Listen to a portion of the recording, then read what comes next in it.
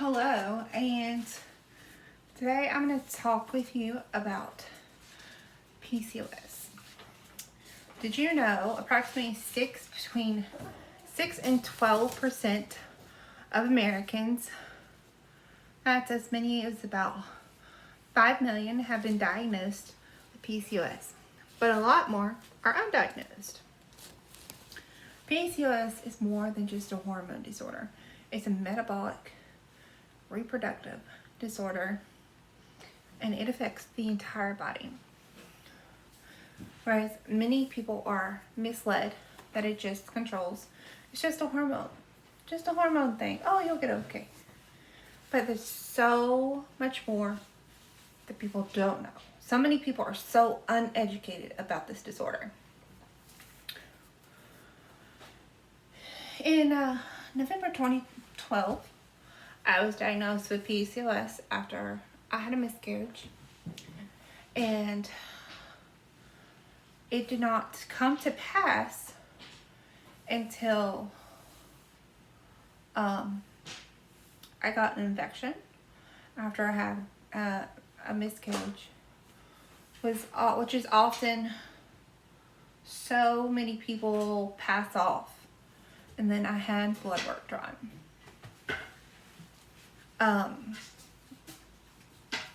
But we did not know that miscarriage was a sign of having PCOS. I want to spread awareness about the disorder and everything that takes place, or so that you can be vigilant about your health and how it can also affect your partner and your future with your partner. Alright, what causes PCOS?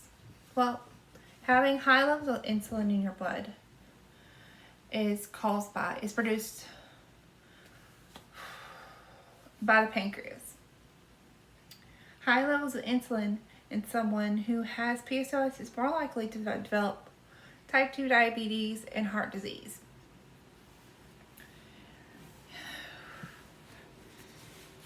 Excess insulin produces androgens and hinders ovulation. It is also, insulin resistance is a condition in which the body cells do not respond to the effects of insulin. When the body does not respond to insulin, your body produces glucose. The level of glucose in the blood rises, which, when that happens, the insulin is there to lower the glucose level.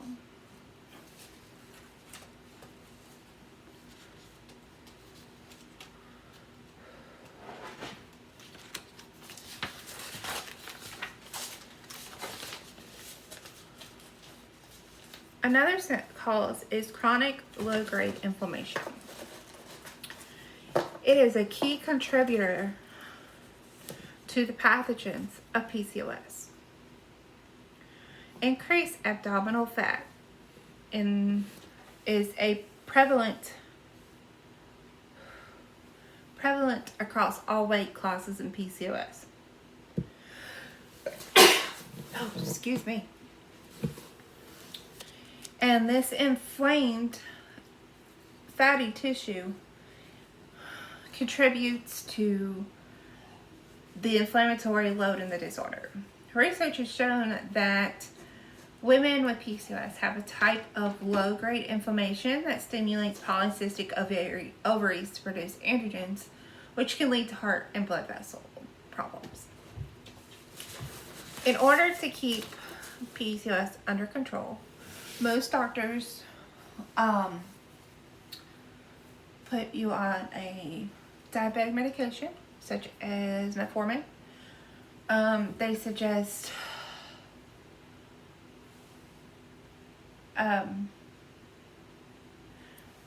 maintaining a healthy weight, a low-fat diet,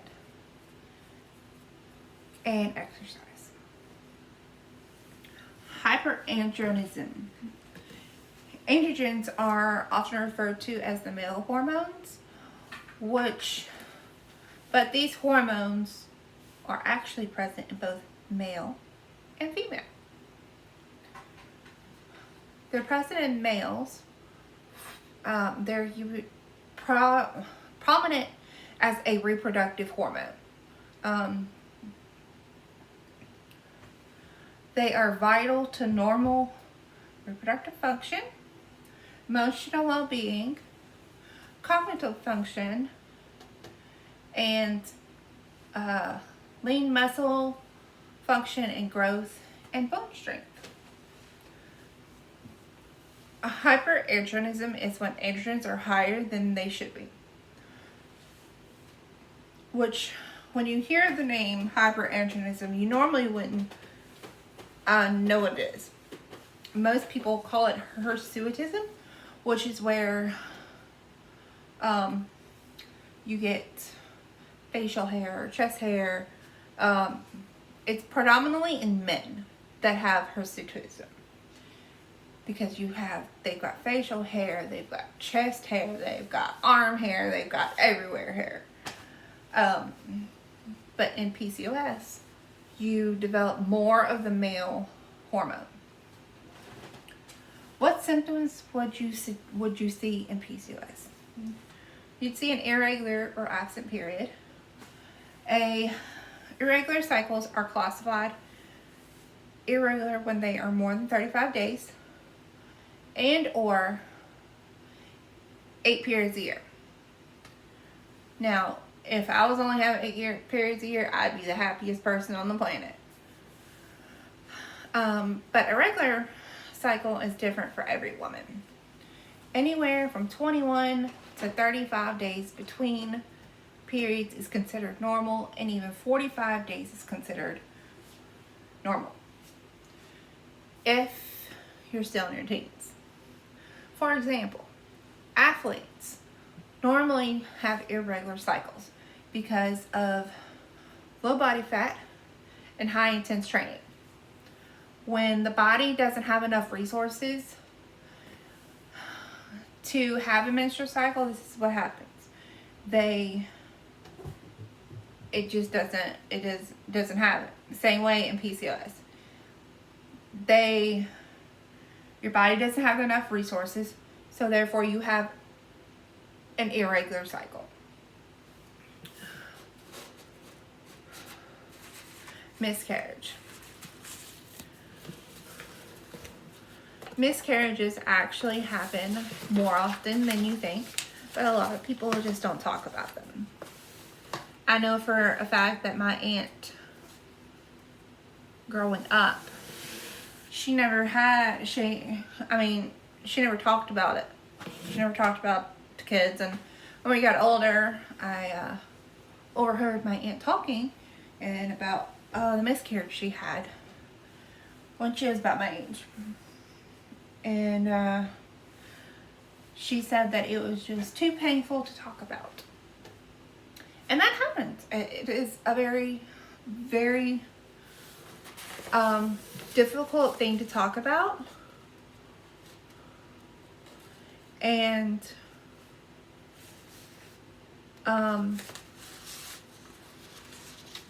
it's very troubling.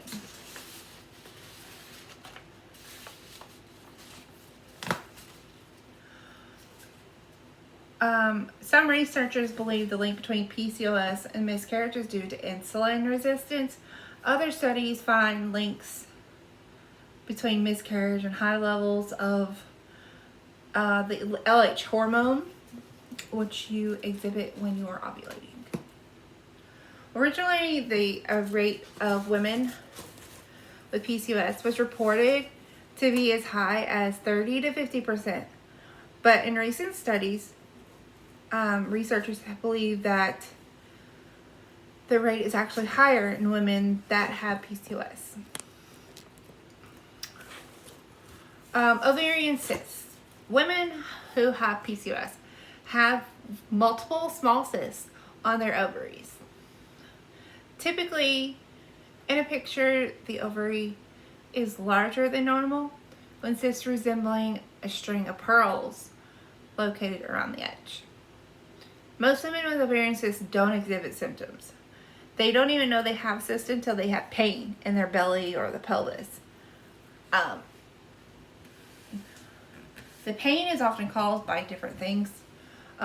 Torsion, bleeding of the cyst, bursting of the cyst, quick growth, and stretching. All of those things are very painful, and if you've ever had a cyst rupture, it's excruciating. Some people compare it to childbirth. Darkening of the skin. Women with PCOS often experience skin growths and discoloration of their skin. Patches of dark brown, velvety skin. The skin patches are properly known as acanthoses nigricans. I'm not sure if I'm saying that right. And can occur anywhere on the body. One of the influencing factors of PCOS is insulin resistance. What problems can arise? So, when you have PCOS, you have many things that can happen. One of those things is endometrial cancer. PCOS affects 1 in 10 women. 1 in 10 women. So, that puts you 3 times higher to be probable of having endometrial cancer. And 50% of you are actually walking around not even knowing you have it. 50% of you already know and are being treated. And you are also twice as likely to develop heart disease or have a heart attack. And about $13.8 billion is being used in the healthcare system to treat PCOS. That is an astounding number.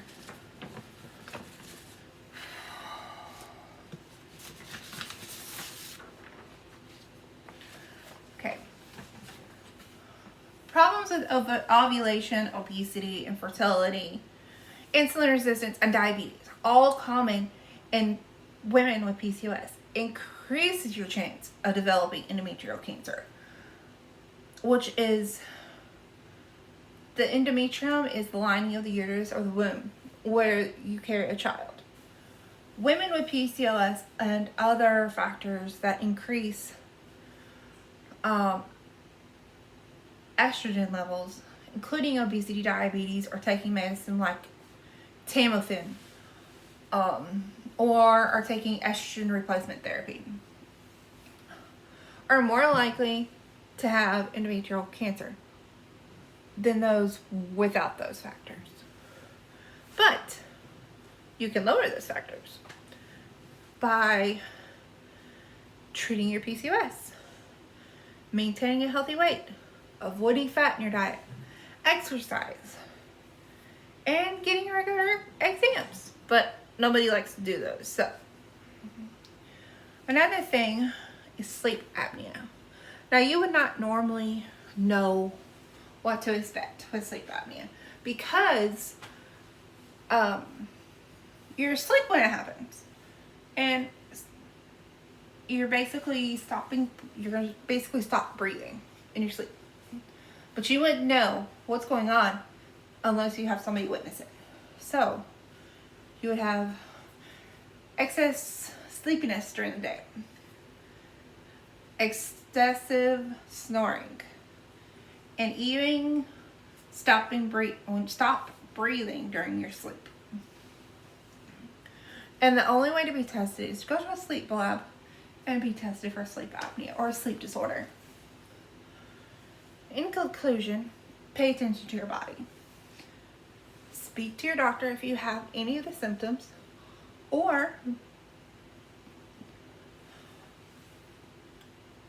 if you suspect anything is wrong. Everybody is different, and everybody does not show the same symptoms. You may have regular periods, you may not have facial and body hair, and you may not have acne. You may have one of the symptoms or not. But your doctor diagnoses you by first one clinical. So like blood work or tests. Like they would do a glucose test and they would draw your blood work to test your insulin and to see if you ovulate. There are a bunch of tests that they can run, but they go by clinical and physical. So if you have some physical symptoms, like you've gained weight and you don't know why, you have anxiety and depression, and then if you have cysts on your ovaries, all things can trigger the diagnosis of PCOS. But it's best to get tested early so that you have a better chance of controlling the disease so it does not progress. As far as infertility goes, in the past 10 years, medicine has changed dramatically. So, therefore, you can still become a parent even though you have trouble getting pregnant. They have fertility medicine, they have IVF, IUIs, they have 100 different ways that you can become pregnant. Or you can choose someone else to be pregnant for you. If that is what you want to be, your doctor will be able to help you with your goals. Thank you for listening and hope you have a great day.